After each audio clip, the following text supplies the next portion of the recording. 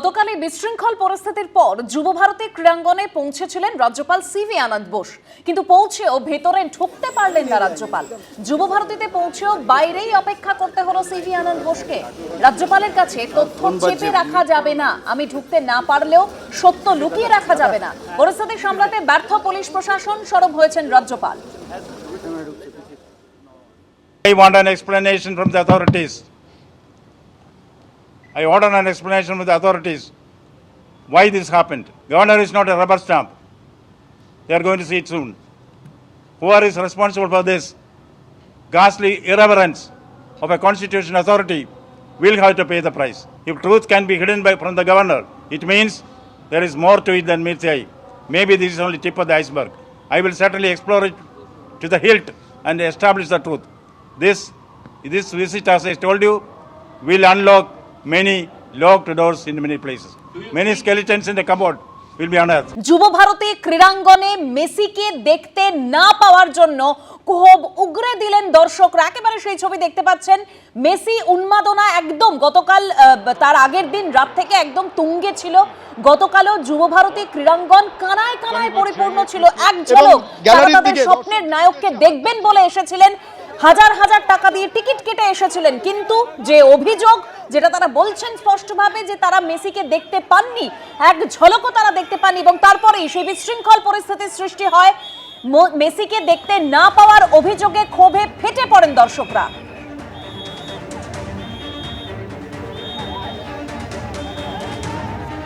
দুটো ছবি দেখতে পাচ্ছেন। একদিকে ঠিক যখন যুব ভারতী ক্রীড়াঙ্গনে মেসি এসে পৌঁছেছিলেন, তাকে ঘিরে রয়েছেন অনেকে, একদম দর্শকরা অভিযোগ করছেন নেতা মন্ত্রী এবং তাদের অনুগামীরা ঘিরে রয়েছেন মেসিকে, এবং তার জন্যই তারা দেখতে পাননি মেসিকে, এবং দেখতে না পাওয়ার পরই ক্ষোভ উগরে দিয়েছেন দর্শকরা। যুব ভারতী ক্রীড়াঙ্গনে একেবারে দর্শক আসন থেকে বাকেট চেয়ার ছুঁড়ে মারা হয়েছিল, বোতল বৃষ্টি হলো, তাঁবু উপড়ে ফেলা হয়েছিল, এমনকি অগ্নিসংযোগ পর্যন্ত করা হয়।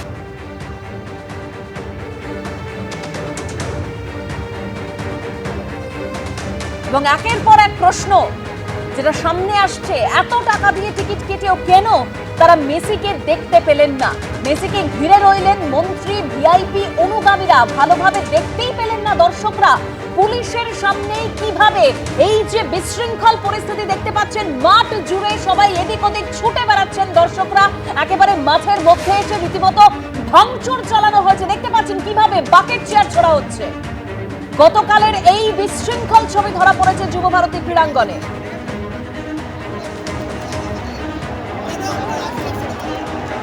আর এই ঘটনা ঘিরেই একাধিক প্রশ্ন উঠে আসছে। এত টাকা দিয়ে, হাজার হাজার টাকা দিয়ে টিকিট কেটেছিলেন তারা, কিন্তু কেন মেসিকে দেখতে পেলেন না দর্শকরা? মেসিকে ঘিরে রইলেন মন্ত্রী, ভিআইপি, অনুগামীরা, ভালোভাবে দেখতেই পেলেন না দর্শকরা।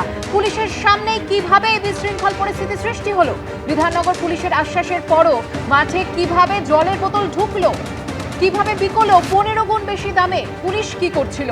এত বড় গন্ডগোল কেন আটকাতে পারলো না পুলিশ? পুলিশ কি প্রস্তুত ছিল না? কি করছিলেন উদ্যোক্তারা? ভিড় হবে জেনেও কেন প্রস্তুতি ছিল না? বিশৃঙ্খলার শুরুতেই কেন ব্যবস্থা নিল না পুলিশ? এই সমস্ত প্রশ্ন কিন্তু উঠতে শুরু করেছে।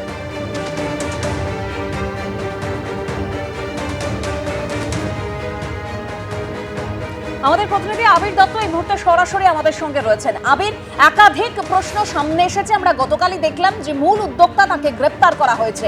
সরকারের তরফে নতুন তদন্ত কমিটি গঠন করা হয়েছে, কিন্তু এখনো পর্যন্ত তদন্তের কি আপডেট পাচ্ছ?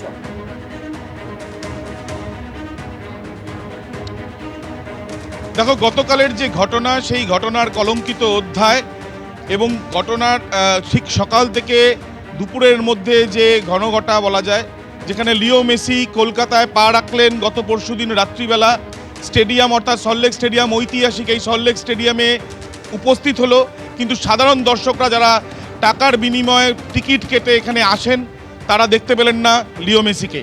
কিন্তু এই দিনটা কেটে যাওয়ার পর সবথেকে বড় যে প্রশ্ন উঠছে, সেটা হচ্ছে যে যারা দর্শকরা এখানে দর্শক আসনে ছিলেন, তাদের টাকা ফেরত কবে এবং কখন?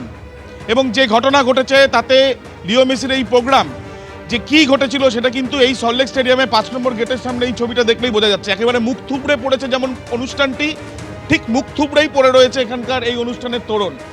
এবং এই ঘটনার পর আমরা জানি যে পুলিশের তরফ থেকে একটি স্বতঃপ্রণোদিত মামলা করা হয়েছে, যেখানে প্ররোচনা থেকে আরম্ভ করে অশান্তি, ভাঙচুর, সরকারি সম্পত্তি নষ্ট এবং সরকারি কাজে বাধা একাধিক ধারায় মামলা রুজু করা হয়েছে, যেখানে জামিনযোগ্য ধারাও রয়েছে। শতদ্রু দত্ত যে ইনিশিয়েটিভ নিয়েছিল এই প্রোগ্রামের, তাকে গ্রেপ্তার করা হয়েছে। কিন্তু প্রশ্ন অনেকেরই যে শুধু কি শতদ্রু দত্ত এর পেছনে? যারা মেসিকে ঘিরে রাখলো বা এই উদ্যোক্তাদের ক্লিয়ারেন্স যারা দিয়েছে, অর্থাৎ এই ধরনের অনুষ্ঠান হলে যেখানে ভিআইপি উপস্থিত, শুধুমাত্র লিও মেসি একা নয়, 2010 সালে সেমিফাইনালিস্ট উরুগুয়ের অন্যতম তারকা লুইস সুয়ারেজ সে উপস্থিত, এমনকি মেসির সতীর্থ রড্রিগোস ডি পল যে ফাইনালে যে বিজয়ী হয়েছে আর্জেন্টিনা টিম, সেই টিমের অন্যতম সদস্য, তারাও সেখানে উপস্থিত। বিশ্বমানের এরকম 3 জন ফুটবলার সেখানে উপস্থিত, লিও মেসি সহ। সেখানে তাদের নিরাপত্তা যে একটা বিষয় রয়েছে, তার সঙ্গে সঙ্গে তাদেরকে দেখতেও পেলেন না যারা দর্শকরা। তাদেরকে দর্শকদের এই যে দেখতে না পাওয়া, 20 মিনিটের মধ্যে প্রোগ্রাম শেষ হয়ে যাওয়া, এই প্রশ্নগুলোর জবাব এখনো পর্যন্ত অমিল। দ্বিতীয়ত আমরা দেখেছি যে যুবভারতী স্টেডিয়াম যুব বিশ্বকাপের পরে সুন্দর করে সাজানো হয়েছিল। 1,20,000 সিটের এই যুবভারতী স্টেডিয়াম বর্তমানে 80 থেকে 85,000 সিট রয়েছে। সেই স্টেডিয়ামে যে ভাঙচুরের দৃশ্য বা সেই স্টেডিয়ামের বর্তমানের যে পরিস্থিতি, সেই পরিস্থিতি কিন্তু এর আগে ইস্টবেঙ্গল মোহনবাগান বড় ম্যাচেও কোনোদিনও হয়েছিল কিনা মনে করতে পারছেন না বড় ম্যাচ প্রেমীরাও। এবং এই ঘটনার পর আজকে কি এই মাঠে এসে ফরেন্সিক পরীক্ষা করা হবে? শতদ্রু দত্ত ছাড়া বাকি আর যাদের যাদের বিরুদ্ধে সাধারণ মানুষের ক্ষোভ রয়েছে, তাদের কি কোনো ভূমিকা তদন্তে উঠে আসবে? এই প্রশ্নগুলো রয়েছে। এবং তার সাথে সাথে এই ঘটনার দায় কার কার থাকতে পারে, তার কারণ এই ধরনের প্রোগ্রাম অনুষ্ঠিত হতে গেলে সাধারণত ট্রায়াল দিতে হয়। কীরকম ট্রায়াল? যে সিকিউরিটি ট্রায়াল। সেই ক্ষেত্রে আমরা দেখেছি যে 26শে জানুয়ারি বা বিশেষ করে 15ই আগস্টের আগে রেড রোডে যখন কুচকাওয়াজ হয়, ঠিক সেই সময়ও ডামি ট্রায়াল হয়। এই ক্ষেত্রেও কি সেটা হয়েছিল? সেই তদন্তে কি উঠে আসবে সেই বিষয়গুলো? তার কারণ লিও মেসি যে বর্তমানে যাকে গোট বলা হয়, তার কারণ greatest of all time, football ইতিহাসে মারাদোনার থেকে কোনো অংশে কম নয়, বরঞ্চ অনেকে মনে করেন মারাদোনার থেকেও এগিয়ে লিও মেসি। সেই লিও মেসি যখন কলকাতার মাঠে এসে পৌঁছালো, তখন তাকে সাধারণ দর্শকরা দেখতে পেল না। কিন্তু সব থেকে বিষয় হচ্ছে গতকালের কলঙ্কিত দিন কেন বলা হচ্ছে, তার কারণ গতকাল সন্ধেবেলা হায়দ্রাবাদে যে ছবি দেখা গিয়েছে, একেবারেই আবির, গতকাল হায়দ্রাবাদে আমরা যে ছবি দেখেছি এবং একই দিনে দেশের দুই প্রান্তে যে ছবি, তাতে কিন্তু অনেকটাই কিন্তু তফাৎ রয়েছে।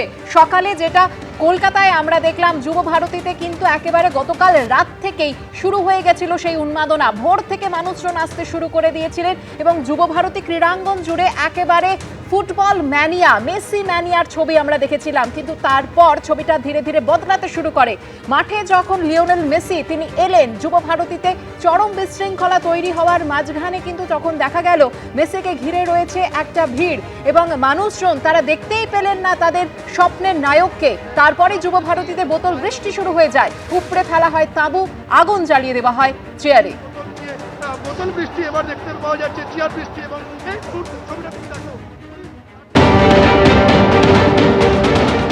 লজ্জা লজ্জা, বাংলা লজ্জা। এতগুলো টাকার টিকিট কেটে কোনোভাবেই দেখা যায়নি, একদম আনঅর্গানাইজড প্রশাসন, আনঅর্গানাইজড। যিনি হচ্ছে কন্ডাক্ট করছেন তিনি এরকম করে সেলফি তুলছে মেসির সাথে। আরে আমাদেরকে দেখতে দিন। আপনি রড্রিগো ডেপলকে এনেছেন, আপনি লুইস সুয়ারেজকে এনেছেন, যাকে যাকে এনেছেন, একটু মেসির সাথে একটা 4টে রাউন্ড তো মারান। Penalty shoot out event, where is that? हम लोग इतना दूर से आए, बैंगलोर से इधर आए, but nothing was there. Minimum শিক্ষা থাকা দরকার, এরকম পার্সোনালিটি আনলে কিভাবে ক্রাউড হ্যান্ডেল করতে হয় সেইটা আগে গ্রাফ করতে হয়, যে কি কি করণীয় কি কি করণীয় না। সেই শিক্ষাটাই হচ্ছে আমরা অশিক্ষিত, আমাদের অ্যাডমিনিস্ট্রেটিভ হচ্ছে অশিক্ষিত, যারা অর্গানাইজ করেছে তারা হচ্ছে অশিক্ষিত। কি করা যাবে, যা হয় তাই নেটফল। People who are sitting in the stands were not able to see at least even a glimpse of him. We came from Kerala. Management में ये लोग A++ रेटिंग मिलेगा इन लोगों को। They were just eager to sign their own jerseys. The political leaders somewhere there, they were eager to click pictures with them. Okay, so yes, that's he said that's just a scam, a business. They have made a profit out of the people's money. It's just a scam. It's a scam. इसके नेता मंत्री मुख छाड़ा और একজন হিরোইনের মুখ ছাড়া আমি কাউকে দেখতে পাইনি। इतना लोगों का पैसा, इमोशन, टाइम सब बर्बाद। দর্শকদের স্পষ্ট অভিযোগ, তারা যেটা বলছেন যে এতগুলো টাকা দিয়ে তারা টিকিট কাটলেন কিন্তু তারা লিওনেল মেসিকে দেখতে পেলেন না। তারা বলছেন যে পুরোটাই মিসম্যানেজমেন্ট, ক্রাউড ম্যানেজমেন্ট ঠিকঠাক হয়নি সেখানে। পুলিশ প্রশাসনের ভূমিকা নিয়ে দর্শকরা প্রশ্ন তুলে দিচ্ছেন এবং গতকাল যে বিশৃঙ্খলা পরিস্থিতির সৃষ্টি হয়েছিল একেবারে সেই ছবিগুলো আপনারা দেখতে পাচ্ছেন। কিভাবে চেয়ার ছোড়া হয়েছিল, বাকেট চেয়ার ছোড়া হয়েছিল, বোতল বৃষ্টি হয়েছিল এবং এখানেই প্রশ্ন, জলের বোতল নিয়ে তো স্টেডিয়ামের ভেতরে ঢোকা নিষেধ রয়েছে, তারপরেও জলের বোতল নিয়ে কিভাবে দর্শকরা প্রবেশ করলো, পুলিশ কি করে অনুমতি দিল, একেবারে একাধিক প্রশ্ন সামনে আসছে গতকালের যে ঘটনা ঘটলো। আর গতকাল কলকাতায় যে ছবি, সে ছবি অত্যন্ত লজ্জার।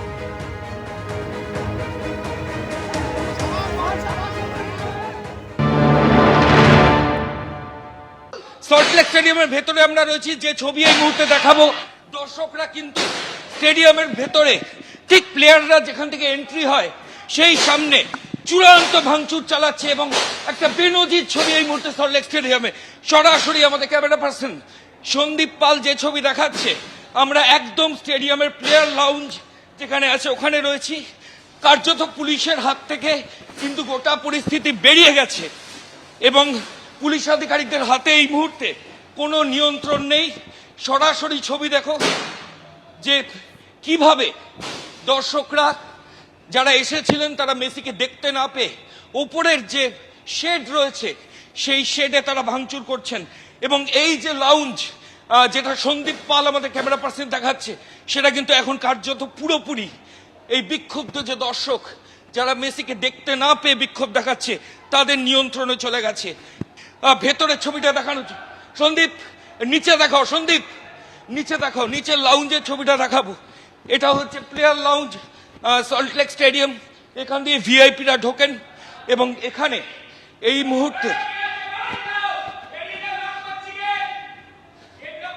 এই মুহূর্তে কার্যত দর্শকরা চূড়ান্ত ভাঙচুর ভ্যান্ডালিজম চালাচ্ছেন স্টেডিয়ামের ভেতরে এবং এখানকার যারা রয়েছেন তারা দরজা বন্ধ করে দিচ্ছেন। ভাই কি দরজা বন্ধ করে দিচ্ছ? হ্যাঁ স্যার, দরজা বন্ধ করছি। কেন কেন? দর্শকরা ঢুকে গেছে। হ্যাঁ, দর্শকরা ভাঙচুর করছে ওদিক দিয়ে, সেই জন্য আমরা দরজা বন্ধ করতে পারি। যেমন পরিস্থিতি, দর্শকরা ভাঙচুর শুরু করেছে, কার্যত সমস্ত দরজা এখানে বন্ধ করে দেওয়া হয়েছে। আমি আবার সন্দীপকে বলছি, সাবওয়ের মেন এন্ট্রি সেটা বন্ধ করা হচ্ছে, ভেতরে চূড়ান্ত ভাঙচুরের ছবি। এবিপি আনন্দ, এগিয়ে থাকে, এগিয়ে রাখে।